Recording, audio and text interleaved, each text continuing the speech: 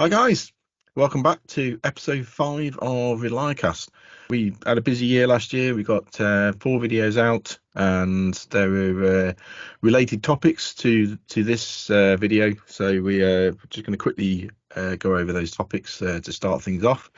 But if you've not seen these videos before, you can check out the other videos. They're out on YouTube and LinkedIn, and they're the former topics to what we're doing today. So today's video is going to be about FMRA, what FMRA is, and how it is related to FMECA. So failure modes, effects, and criticality analysis. With me today, I have Mariusz. Hello, Mariusz. Yes, hello again. It's Mariusz Dabrowski from HBK office in Warsaw, Poland.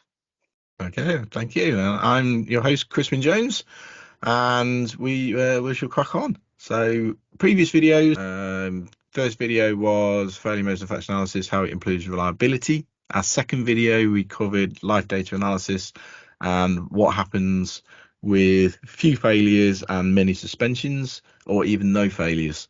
We had a good chat with Sam Argenberg over the impact of that and what we can do with it. That was a good one. Yeah. Video 3, if you remember, we then went on to what is data mining, interviewing one of our customers on that topic. And that's really interesting because what the software we've got that we're working with requires data to input into the software and into the tools. So a place to get that is from a data mining process to identify those failure modes and failure effects and get that information. The last video we did was live data analysis and how does it support a failure modes and effects analysis. And if you have seen the video, at the end I did pause the topic to say the failure modes and effects analysis and the failure modes of FMRA that we are going to cover today would be in this video. So as promised, we're here with me. Hello, Mariusz. So hello. Where are we going to go with this? What is failure modes and reliability analysis? Yes, exactly. So how I would say this in my own words, let's say, is of course it's a combination of FMEA and reliability, as the name suggests. Yes, FMRA, failure modes and reliability analysis. For me personally, it is a improved, a more modern way to do FMECA, to be honest with you. And as we know, the FMECA, the failure modes and criticality analysis, if you're familiar with this topic, you know this. The criticality part especially, maybe you also know that it turned out that after some years of experience with that it's not necessarily reflecting reliability. This criticality is not reflecting reliability too well. And that's where our FMRA comes into play. By the way, we got it in our XFMEA tool and in our RCM++ tool by ReliaSoft. So failure modes and reliability analysis, that brings this R brings the quantification, and the very good one, a very good quantification of the reliability, but not only that. We can also speak about other metrics that we can, let's say, get out of this type of analysis. But maybe let's start from the beginning. So you start this as a usual failure modes and effects analysis. So you create failures, you create functions. I was going to say you create failure modes, effect, causes. All around this, of course, as in a regular FMEA analysis. But what is an added value there is the reliability model, as we call it in our software, reliability policy that you can assign.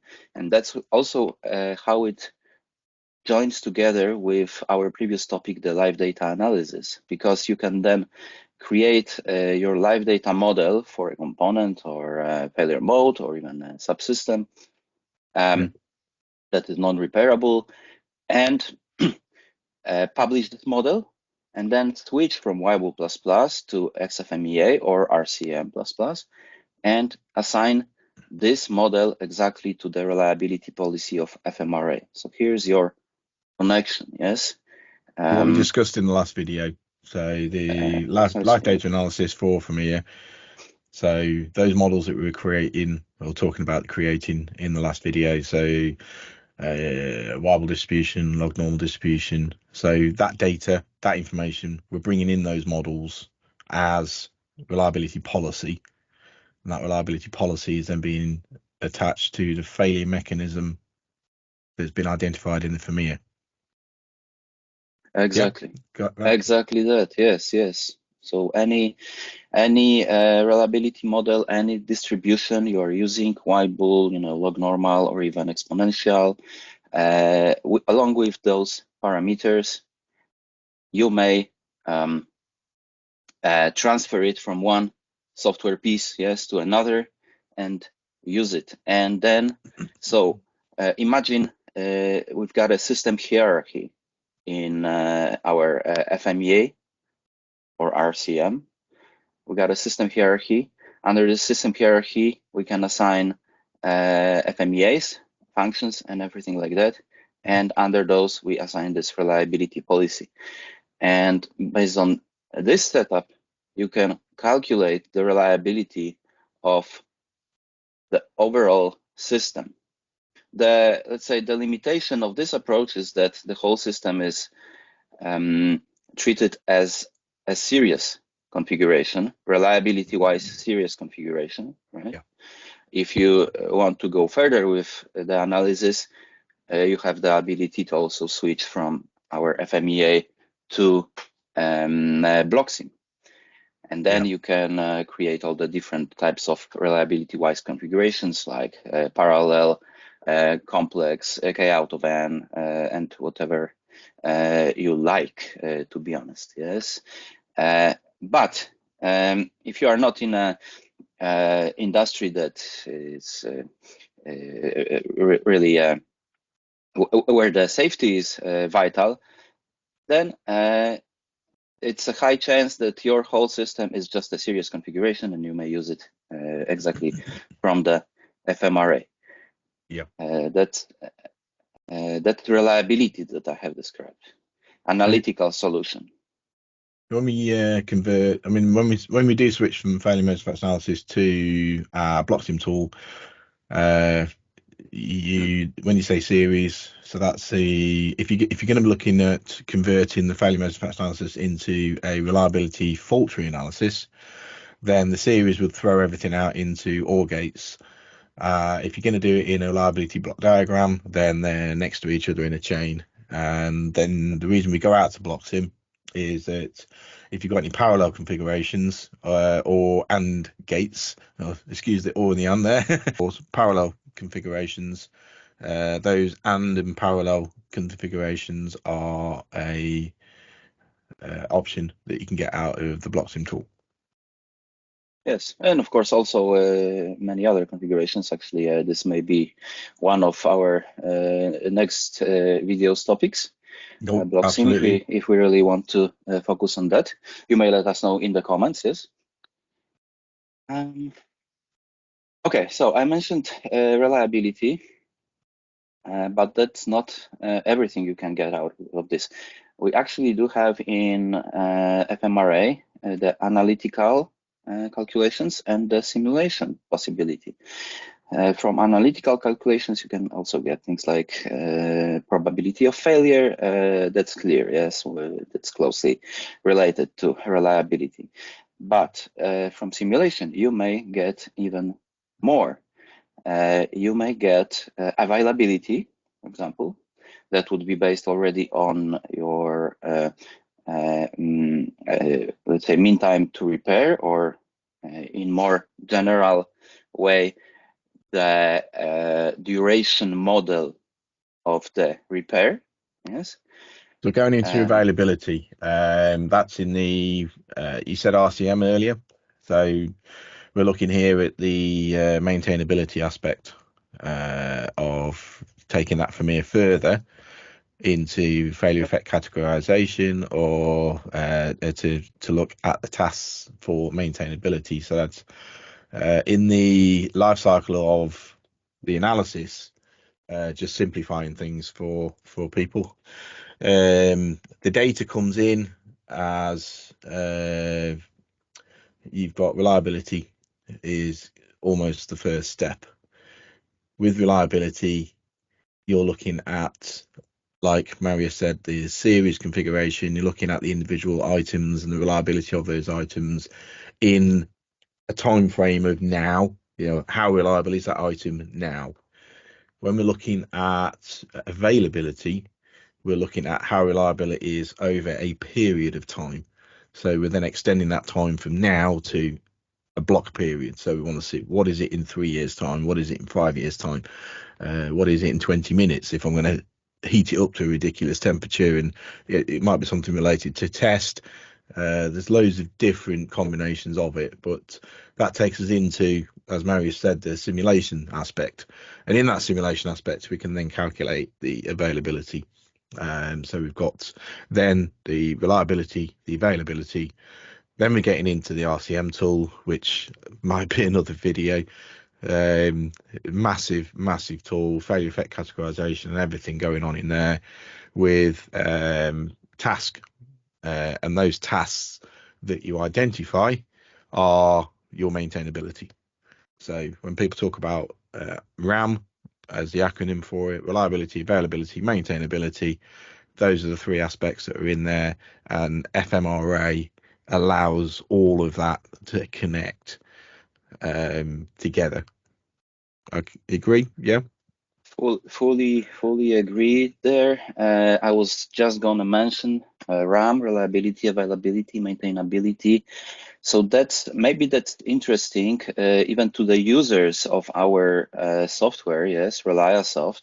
A lot of people in reliability engineering world are using this software. And when you first think about RAM, you think about BlockSim, but actually you can do this analysis also in FMEA, XFMEA, Yeah. or RCM++ using this FMRA, which is the topic of today's video. And of course, that's not everything that can be done with FMRA, because if you add some input cost information, then you can get also a cost analysis results from this. So there is a multitude. Like I say, the only difference between BlockSim and this FMRA would be the limitation of the a serious reliability-wise configuration. Yeah. Maybe another topic is also connected to this is optimum replacement. You have the optimum replacement functionality also in BlockSim, but also in our FMRA. Yeah. So based on the reliability model, you may plan your maintenance already in XFMEA, or even go further with it in RCM. But as a starting point, before we get into more details about RCM, which is not the topic of today's, but as part of the FMRA, you can do this optimum replacement. Yeah. This is a starting point for planning the maintenance. So where is the optimum replacement of my component based on the reliability model that I created as part of this live data analysis, and based on the costs of the corrective and preventive maintenance, right, Chris? Yeah, am I right to say that also with optimum replacement, you need a Weibull or log normal, you need a distribution over time to be variable. If you haven't got a variable distribution over time, you won't get optimum replacement, because mean time to failure, mean time between failure, the one parameter exponential data, the information that people get to obtain easily doesn't work with optimum replacement, because you've got your failure rate is a flat line. And because it's a flat line, it's infinite as to when you're going to replace it. Yeah. That's exactly right. So if you have the flat line, so the constant failure rate, which is in case of the exponential distribution, which is in case of Weibull distribution beta equal to 1. Of course, some other distributions can also mimic that. And also, if your beta parameter in Weibull is less than 1, which means infant mortality, then the optimum replacement will not be of use, but it doesn't mean that our functionality is incorrect there. It's absolutely correct. It just doesn't make sense to do preventive maintenance when your failure rate is equal, is constant or is decreasing, right? Yeah. Yeah. And it's back to the bathtub curve, isn't repeating it? this. We talked about the bathtub curve, and yeah. you've got the lesson 1 is decreasing on the first part of the time, and then you're at the bottom of the bathtub curve. And we said last time that is in reality quite short in that random failure period, and then you begin the wear out phase. And when you're in the wear out phase, it's there that it's then relevant to begin the maintainability analysis. Exactly. So yeah. So optimum, again, this can be optimum replacement. Yeah, optimum replacement when you're in that wear out stage. As for this topic, I was also thinking we could touch on the QPE. To be honest, I'm not sure if we discussed it last time. Probably not. No, we haven't. We're not focused so much on our software, but the analysis itself. But a lot of people is facing the issue that they have limited data, especially at the beginning of the analysis, or they have totally new products, so they don't have any historical data, they don't have any previous generation product data, and they're trying to assess the reliability, quantify it, but they're facing this issue that there's no data. So how to quantify it? Yes, and here comes the QP tool, also present in XFMEA or C++. You can use it along with the FMRA. It's there. Quick parameter estimator, where based on some limited input, you may use this small tool to estimate your reliability model parameters. So either based on given reliability or probability of failure, if you the other way around, at a given time, you estimate it as a engineering judgment, and then let's say the beta parameter, or if not, then you can estimate the same, so reliability or probability of failure at a second point in time, and based on that, the program will calculate the model for you. So it's a very good approach at the beginning of the analysis, especially, and then you can improve it because it's an iterative process. Let's face it. Yes, it's an iterative process. You start with less data, but this is already what you can do, and then you go, you obtain more data. You do testing, then you go doing pilot. Maybe pilot at some customers, then you've got the data from the field. So with that, you keep improving your reliability model, and then you can use this in FMRA. So on online, there are, for many components, mechanical components in particular, there are many example betas that are out there for beta values to use for that as a start point. And similar to our tool Land Predict, you go out, you get the handbook data, and that is your starting point. And when you bring in that starting point data to represent your concept system, you're then justifying with that data to continue through that product lifecycle. Then you get to test that product when it's physically been made, you're testing it, and you then put in that product into the environment that you intend that product to be used in. And then you start to collect data that is real data for your product compared to the concept data. So like the product evolving over time, your data evolves as well. It becomes more realistic data of your product. So absolutely start with what you can from the beginning, and the more you've got, the better start you've got of that product life cycle. In particular, in that concept stage when you've got no data and no idea what that product's going to do. And we relate that to people we work with in the EV industry. We've got decades and decades and decades of mechanical data, but when it comes to electrical data for EVs, it's relatively new. There is data out there, but it's not in the concept in which it's going to be used. I mean, a lot of that data is static, not something on a moving vehicle. It's a different failure mechanism. It's a different failure mode. It's another animal in itself, and because it's reasonably fresh and reasonably new, it is considered to be that new data. And slowly we've got people that are doing the testing stage, and within their own industries, and very protective over that data because they put a lot of money put a lot of money into it, and a lot of development internally, and fair play. It's definitely the product life cycle as we see it from educating people for the concept stage. In reality, it's good to see the real thing. But yeah, taking that data, bringing it into the FMRA. I think we've covered everything now, haven't we? I think so. For this first video. So just summarising what we've been over. So started off with the failure modes and effects analysis, and then from that you start to then take those failure mechanisms and identify the life data analysis that reflects that failure mechanism.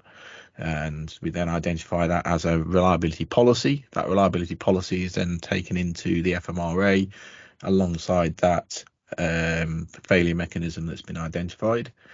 And then from that, we can then do many things with it to analyze it. We can then go out of the software into BlockSim to generate reliability block diagrams with the reliability policy attached to it. If we don't have any data, we can do the QPE. Thank you. QPE, and to create that data at that concept stage before you've got anything, but still run the life cycle. So you're still running the life cycle, still pushing through, because something I don't think I've mentioned in any of the videos is this product life cycle is a continuous wheel. You go over it in the concept stage, and that wheel is continually turning. You continue going back to the beginning and reassessing everything and reanalyzing everything and updating everything as you learn, as you go through the product life cycle. So you're going through concept stage, development stage, production stage, entering service stage, and then into in-service stage, wear out stage, recycling stage, back into the beginning again. It's recycling all that reusable items, refresh, replenish, whatever you need to do to it to put it back in at the beginning. So you've got that constant cycle going on, and that cycle's going on all the while, and then the wheel of the process is going along. It's a never-ending process, and it's very live. And it's not something that you just do, pop in a filing cabinet or file away in your hard drive on your server somewhere, whatever, and forget about, and then bring it back out next time someone jumps. It's not how it works. It should be constantly managed and constantly spun, and very much a live document. So future videos coming up. I think we've got some topics to go on. As Mariusz said earlier, please comment on these videos. We need your feedback. We value your feedback. When people have valued it, have sent us feedback, we've used it, and thank you for that, those that have commented. And next video coming soon in our series, so I look forward to video 6.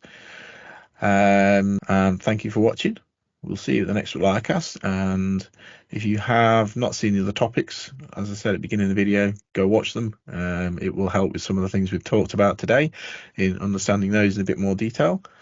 And don't forget, like, share. We're LinkedIn and YouTube, so if you're not on LinkedIn yet, go check us out. If you're not on YouTube yet, I think we've got plenty of material here. So thank you, Mariusz, and thank you, Nicholas, for joining us to record this video. My pleasure. Thank you everybody. Have a good day, all.